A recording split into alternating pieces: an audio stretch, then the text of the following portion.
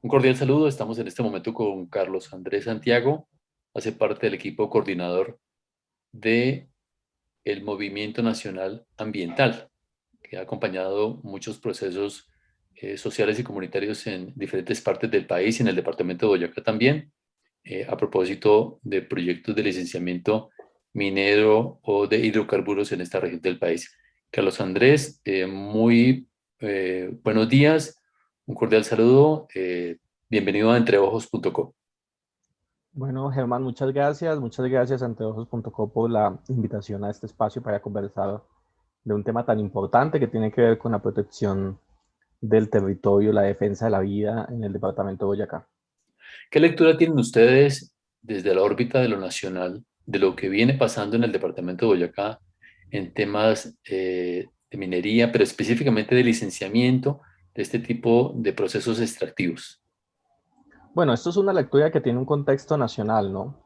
El, a raíz de todo el proceso que se ha venido dando en el país y de las consultas populares que se hicieron en varios municipios, la Corte Constitucional en varias sentencias habló frente a estos temas mineros y frente a lo que debía ser la participación y dijo que si bien los municipios no podían prohibir vía consultas populares la minería, tampoco podía el gobierno nacional imponer proyectos mineros y que se tenían que llegar acuerdos a través de dos principios fundamentales que son el de concurrencia y coordinación, y estableció algunas cosas, entre ellas que debe ser el Congreso de la República quien legisle sobre el tema y mediante ley defina los mecanismos de participación, de concurrencia y coordinación. Sin embargo, definió algunos elementos. Dice que la participación debe ser eficaz y quiere decir que debe ser eficaz que conduzca a decisiones reales, que la participación de las comunidades y los territorios habla también que no es un ejercicio de imposición de lo que se quiere hacer. Y a partir de ahí la Agencia Nacional de Minería se inventa un procedimiento, un protocolo, mediante el cual primero se sienta y se reúne con alcaldes, les socializa sus proyectos, firma unas actas de concurrencia y coordinación y posteriormente a eso cita unas audiencias con las comunidades y después de eso hace el otorgamiento del contrato de concesión minera. Hay que decir que al menos ese mecanismo que se viene implementando en el país y en Boyacá ha tenido unas deficiencias, primero porque no tiene en cuenta lo que establece la Corte Constitucional, es decir, no se ha expedido la ley frente al tema. Segundo, lo que hace la Agencia Nacional de Minería en estas reuniones previas con los alcaldes es usurpar, inducir a los alcaldes al error y a que usurpen las competencias de los consejos municipales, que son los que tienen facultades de ordenamiento territorial y uso del suelo. Cuando uno lee estas actas, uno se da cuenta que lo que se está haciendo ahí no es otra cosa que definiendo usos de suelo. Y entonces uno dice, ¿cómo es posible que los consejos municipales, que son las entidades competentes para este tema, no tengan ningún nivel ni capacidad de decisión en estos temas que regulan el uso del suelo de sus municipios? Adicionalmente a ello, pues lo que hemos encontrado, Germán, lo que nos alertó los últimos días es un tema que ya ha venido pasando. Ya habíamos tenido alcaldes, alcaldesas en varios departamentos del país diciéndonos, yo asistí a una reunión de socialización con la Agencia Nacional de Minería, firmé un documento y luego me llegó el documento diciendo que en ese documento yo concerté las áreas mineras de mi municipio cuando yo jamás he concertado. Y eso se demuestra recientemente. El alcalde de Tota, el día de la manifestación en Tota, lo dijo ahí públicamente, dijo que él había participado allá en otra cosa y que ahora le estaban diciendo que le había concertado. Y el alcalde de Gama y la alcaldesa de Gacheta, ambos en Cundinamarca, le remiten oficios a la Agencia Nacional de Minería diciéndole, oiga, usted tiene que cambiar el acta porque nosotros no concertamos nada y tiene que cambiar la resolución con la que después convoca la audiencia, porque ahí dice que usted concertó conmigo y nosotros jamás nos sentamos a concertar. Usted vino, la agencia nos hizo una socialización de los proyectos mineros en el territorio, nos explicó cosas, fue una reunión y a partir de allí ustedes no pueden de ninguna manera salir a decir que se hizo concertación. Entonces ahí hay unos elementos complejos porque puede haber falsa motivación en esos actos administrativos e incluso puede haber falsedad en documento público en la medida en que funcionarios de manera deliberada hayan puesto que se hizo un proceso de concertación cuando ese proceso de concertación los alcaldes y las alcaldesas están diciendo jamás existió en mi municipio, esto fue una reunión de socialización. Y eso genera esto de la manera como le han venido imponiendo a las administraciones municipales y la forma como no han tenido en cuenta las voces de los concejales, de las comunidades, pues genera un malestar social que ya viene en el país, un malestar social en contra de los proyectos mineros que ya viene, que se han presentado movilizaciones, plantones, acciones en muchos municipios del país de gente que no quiere que en sus territorios se desarrollen este tipo de proyectos porque consideramos desde el Movimiento Nacional también lo creemos con toda la convicción que afectarían, impactarían las fuentes de agua y las fuentes de vida. Y más en un departamento como Boyacá. O sea, yo tuve la posibilidad de, en esta semana, con lo que pasó, conversar con autoridades en varios municipios y decía, y por ejemplo, le pongo un ejemplo, en Chita, uno mira los mapas de las zonas de concesión que se quieren concesionar en Chita, usted ve el límite de la zona, por ejemplo, de páramo de Parque Nacional Natural y justo al límite está el contrato o la concesión minera. Entonces le decían a la vicepresidenta de la agencia en Chita,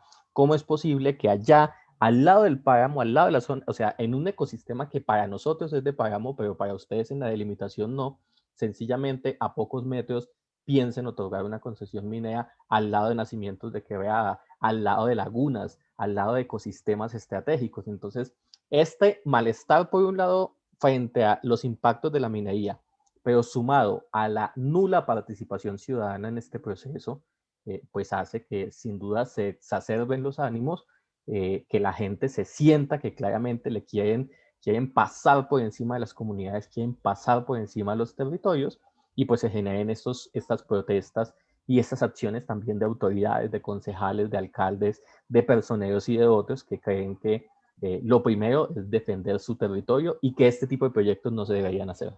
Carlos, a propósito de esto que comentas, estuvimos hablando con la vicepresidenta de la Agencia Nacional de Minería, con la doctora Ana María González Borrero, la vicepresidenta de Contratación y Titulación, sobre ese particular, y ella nos decía que en un proceso como este, ellos superponen los mapas que aporta el Ministerio de Ambiente, que aporta parques nacionales, las autoridades ambientales del territorio, para determinar qué es y qué no es área protegida, zona de páramo o bosque, y que sobre esa información cartográfica que está definida, ellos toman o hacen los estudios técnicos para dar paso al desarrollo de estas audiencias de socialización de si es posible o no desarrollar proyectos mineros.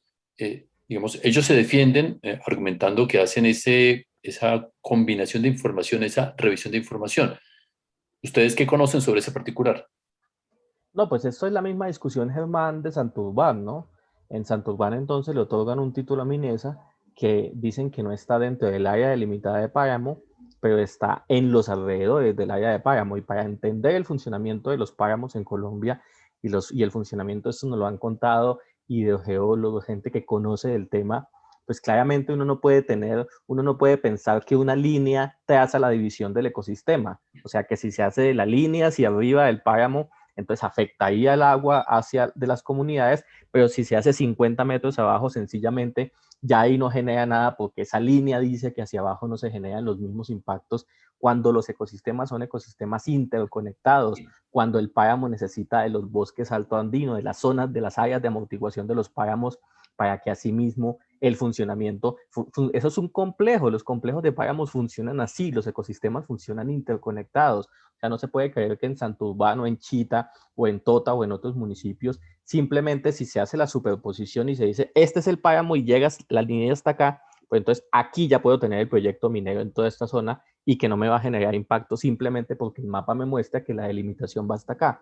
El ejercicio técnico tendría que tener un ejercicio más riguroso de identificar los bosques altoandinos, de identificar otros ecosistemas que son vitales para el funcionamiento, por ejemplo, de los ecosistemas de páramo, y a partir de allí sí definir cuáles deberían ser las zonas. Entonces, hacerlo simplemente con los mapas de la información delimitada, pues eso es claramente caer en un error porque los ecosistemas no se comportan de manera aislada. El ecosistema no quiere decir que, vuelvo y lo digo, en la línea trazada hacia arriba sí afecta y hacia abajo, si se hace 2 metros abajo, ya sencillamente no afecta porque el Humboldt o el Ministerio de Ambiente definieron que esa zona no está delimitada. Entonces, ese análisis tiene que entenderlo. Y eso, por ejemplo, se lo hicieron ver a la vicepresidenta en Chita. En Chita le decían lo que les estaba contando. La zona donde está uno de los polígonos, una de las áreas que quieren me contaban, está como a 500 metros de una de las lagunas que hace parte de todo ese sistema del complejo de páramos. La laguna está como 500 metros arriba.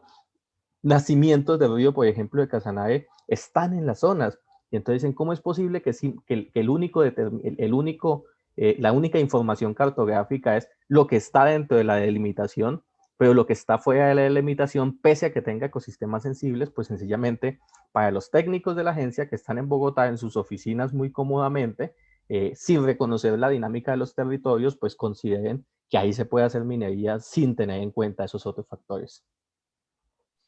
Carlos, hemos visto a partir de lo sucedido en el departamento de Boyacá, que hoy las comunidades están muy informadas de los procesos, de las normas, de los trámites, de los recursos legales para la defensa de sus derechos. Hoy mencionábamos también en otro espacio, y es que si hoy tuviéramos ya en vigencia el acuerdo de Escazú en Colombia, este tipo de situaciones seguramente no se estarían presentando, porque habría los mecanismos, los recursos y las garantías para que la comunidad supiera cuáles son las pretensiones del Estado o de los particulares respecto a sus intenciones de desarrollar proyectos mineros o de extracción de materiales de construcción. Sí, sin duda alguna, y empiezo diciéndole, Germán, esto es, empiezo diciéndole que leí la columna suya esta mañana, la que escribió sobre el acuerdo de Escazú y la situación que está pasando, y pues efectivamente, ¿no? Lo que la Corte Constitucional en las últimas sentencias sobre estos temas mineros ha dicho, hay un déficit de participación ciudadana, hay un déficit de información, las comunidades no están participando en las decisiones. Yo le pongo un ejemplo, Germán, cómo funcionan esas audiencias de la Agencia Nacional de Minería. Ellos van, socializan y cuentan el proyecto. Supongamos que, voy a ponerle un ejemplo, supongamos que quien estudia al frente de la reunión le dije a las personas de la audiencia quiénes están en contra de que se haga este proyecto. Y todas las personas del municipio que están en la audiencia levantan la mano.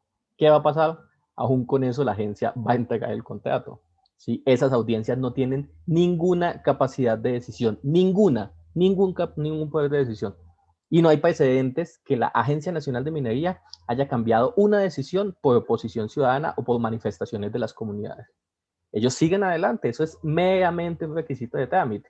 Entonces uno dice, estas audiencias son básicamente un proceso ficticio, un proceso falso de participación, donde ponen a la gente, la llevan, les muestran el proyecto, les dicen, pero así la comunidad diga lo que diga, la agencia sigue adelante con su proceso de otorgamiento de contratos, de nuevos contratos de concesión minera. Entonces aquí es donde uno dice, exactamente, instrumentos como Escazú y como otros cómo podrían aportarle a este ejercicio y cómo es importante que las comunidades, o sea, la constitución política dice eso, la gente puede participar en las decisiones que los afecten. La ley 99 también habla de los temas de participación en temas ambientales, pero aquí pareciera que eso no le aplica a las entidades de gobierno porque ellos simplemente convocan espacios que les denominan de participación para socializar, lo mismo que está sucediendo con los alcaldes, hermano.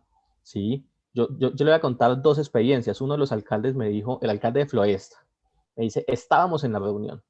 Durante la reunión, a mitad de la reunión me pasaron el acta para firmarlo. Y yo dije, venga, pero ¿cómo voy a firmar esto si no sé qué firmo? Después le llega el acta, recibe el acta y cuando él se da cuenta, pues el acta dice, no, pues nosotros ya concertamos las zonas mineras y él le dijo a la agencia, me da mucha pena, pero yo no le voy a firmar eso.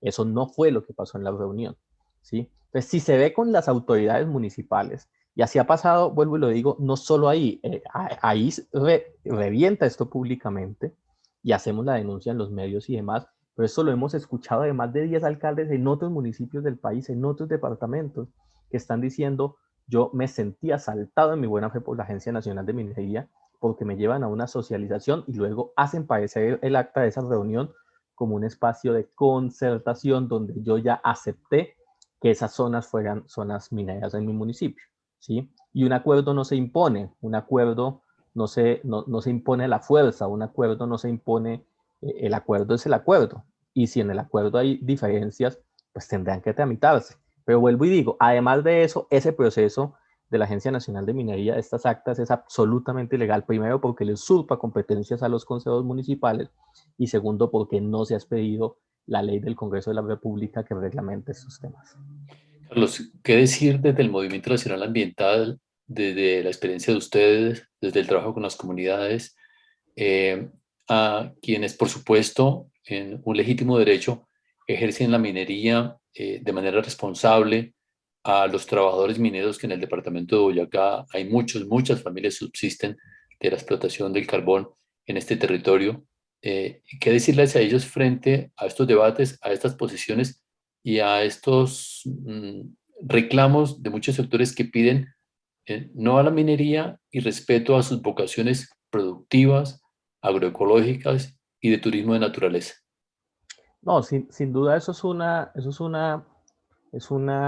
una situación compleja de entender, ¿no? Primero hay que diferenciar tipos de minería. Hay unos tipos de minería tradicional, de minería artesanal, de minería casi que ancestral que se hace en territorios de manera ancestral, que uno tampoco puede decir, ¿no? Esas comunidades que por décadas han venido trabajando de una manera tradicional en esto, pues sencillamente la sacamos de acá y esto.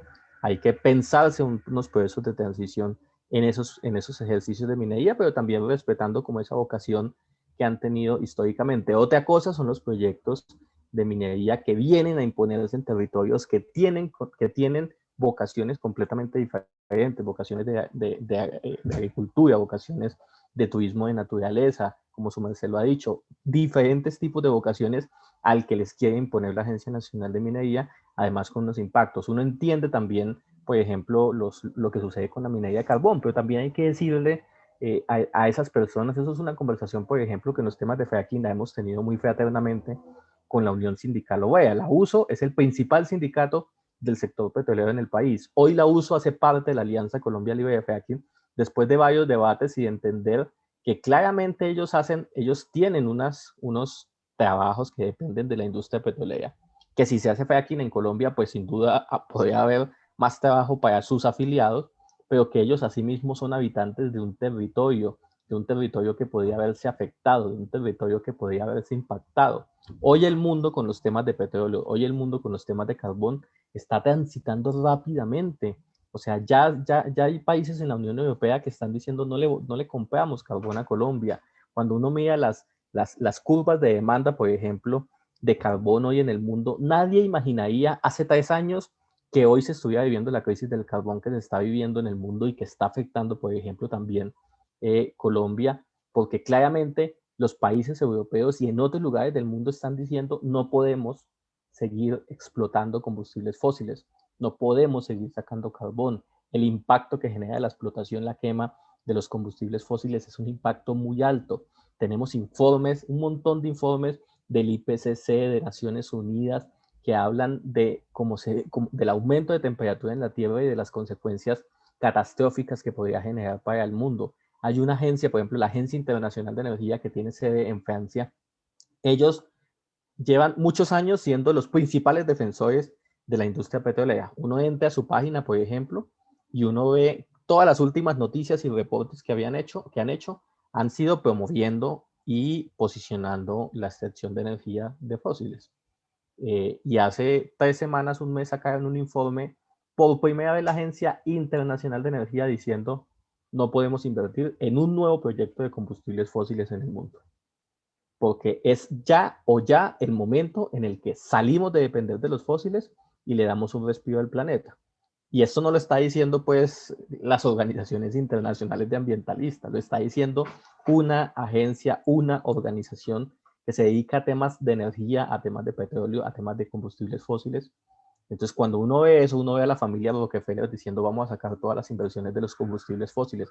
Uno ve un montón de bancos en el mundo ya diciendo no vamos a volver, ese no va a ser nuestro sector, vamos a invertir en otro tipo de energías, en energías renovables. Boyacá tiene un potencial diferente, por ejemplo, en energías renovables que podrían desarrollarse en ese territorio con un menor impacto de lo que podría ser la minería de carbón, y no solamente la minería, sino luego la quema de ese carbón y los impactos que le trae al planeta. Entonces yo creo que aquí hay que tener un debate franco, un debate respetuoso, un debate también afectuoso con estas personas y decirles que bueno, que entendemos, pero que hay otros sectores, Germán, el sector extractivo en Colombia, minería y petróleo, según cifras del DANE, genera menos de 200.000 empleos en Colombia, en el país.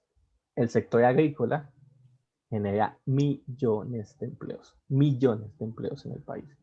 ¿Sí? Es junto al sector de servicio y otros los que más empleos generan. Estamos hablando de 3, 4, 5, 7 millones de empleos de otros sectores económicos y uno dice, ¿cuál es la vocación del departamento? ¿Cuál es la riqueza del departamento?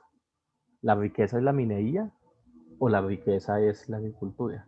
¿O la riqueza es el agua? Estamos pensando también que estamos transitando hacia unos nuevos paradigmas en el mundo que van a poner el agua como el centro incluso de las inversiones en el mundo.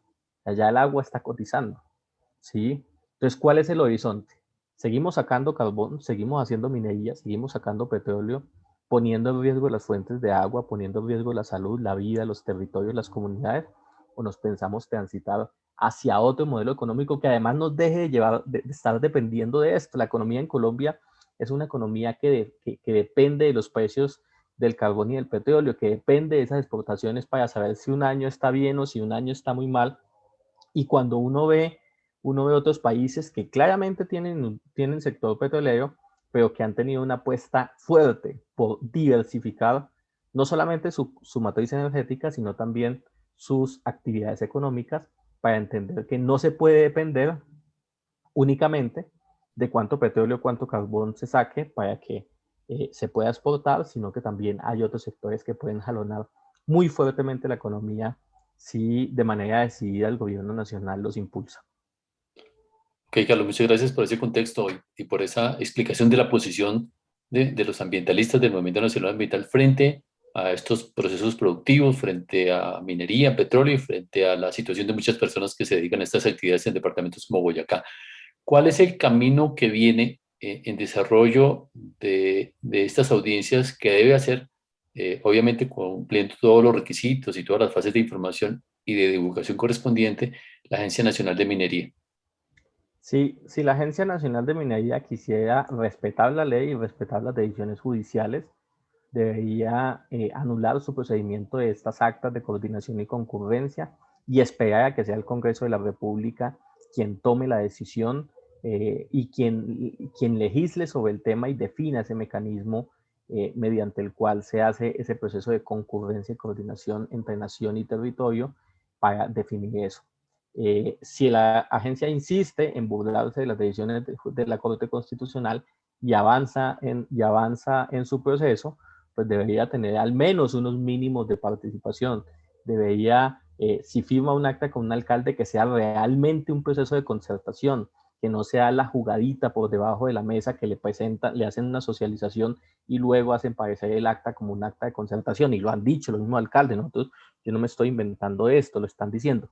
Pero en la medida en que la agencia siga el movimiento nacional ambiental, va a seguir municipio por municipio, hablando con autoridades, hablando con comunidades, promoviendo la organización local para que se haga oposición a estos proyectos que podrían, por un lado, impactar el territorio, pero que además quieren burlarse de la participación de la ciudadanía y quieren no tomar en cuenta lo que la gente está diciendo. Uno va y escucha y uno siente que la gente quiere otro modelo de sociedad diferente, estar dependiendo de la minería. La gente hoy tenemos una sociedad mucho más consciente. Hace 10 años tal vez este movimiento o este proceso no hubiese tenido tanta fuerza, pero hoy la gente es mucho más sensible, los niños, los jóvenes son absolutamente sensibles a este tema y lo que yo creo pues es que la agencia debería entender eso, debería entender lo que quieren las comunidades y no pretender imponerles, que es lo que está haciendo, imponiendo las decisiones que unos técnicos desde Bogotá y que los directivos de la agencia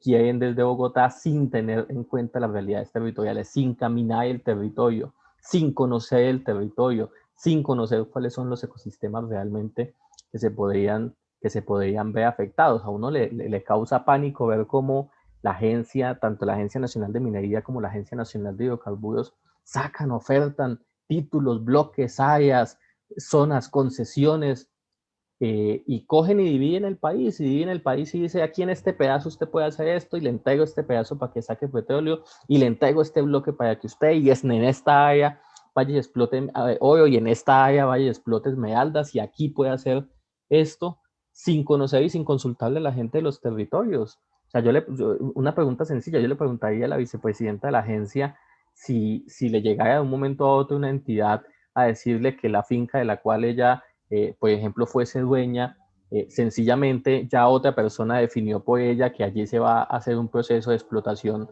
minero y que sí o sí, guste o no lo guste, va a pasar por encima de su voz, de su voluntad y va a ponerle allí un proyecto si ella no tomaría acciones. Hay un ejemplo del el secretario de Estado de Estados Unidos, Rex Tillerson.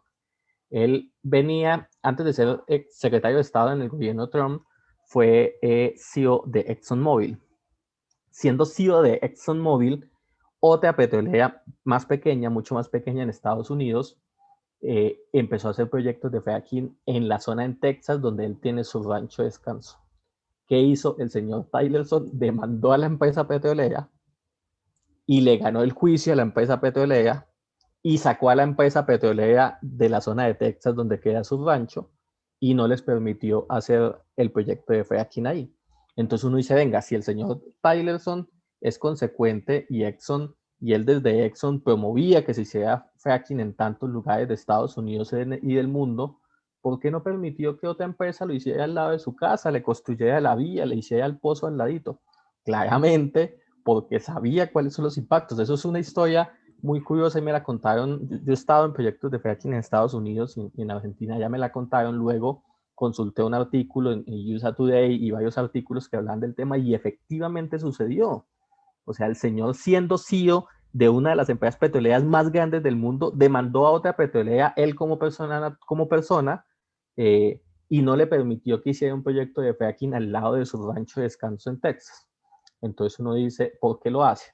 Claramente, porque conoce los impactos y porque sabe. Entonces, si es por allá en otra región, si es por allá en Colombia, si es por allá en Argentina, pues vamos y arrasamos con el territorio, pero si es cerca a mi casa, no. Entonces, eso sucede en Colombia. Los funcionarios toman decisiones desde la comodidad de sus casas en Bogotá, toman decisiones por la gente que está viviendo, por la gente que está y simplemente, como se vio en este proceso, como se está viendo en este proceso, sin participación ciudadana. Le cuento solamente un dato que ya se lo había dicho ahorita antes de que empezáramos la llamada, eh, y es, uno de los alcaldes en una de las cartas dice, se hizo una reunión informativa previa, asistió una persona, una, y asistiendo una persona, la agencia convocó posteriormente a la audiencia pública. Eso no cabe en ninguna cabeza. ¿Cómo es posible que una reunión informativa con una persona sea un proceso de participación serio, sea un proceso de participación riguroso? Eso tendría que darles vergüenza hacer esos ejercicios así,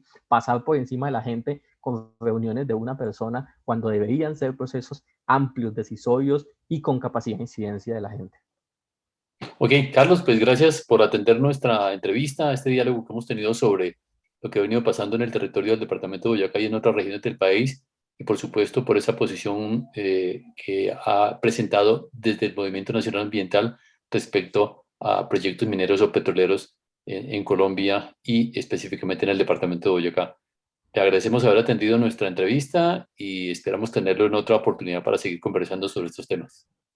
Listo, muchísimas gracias, Germán.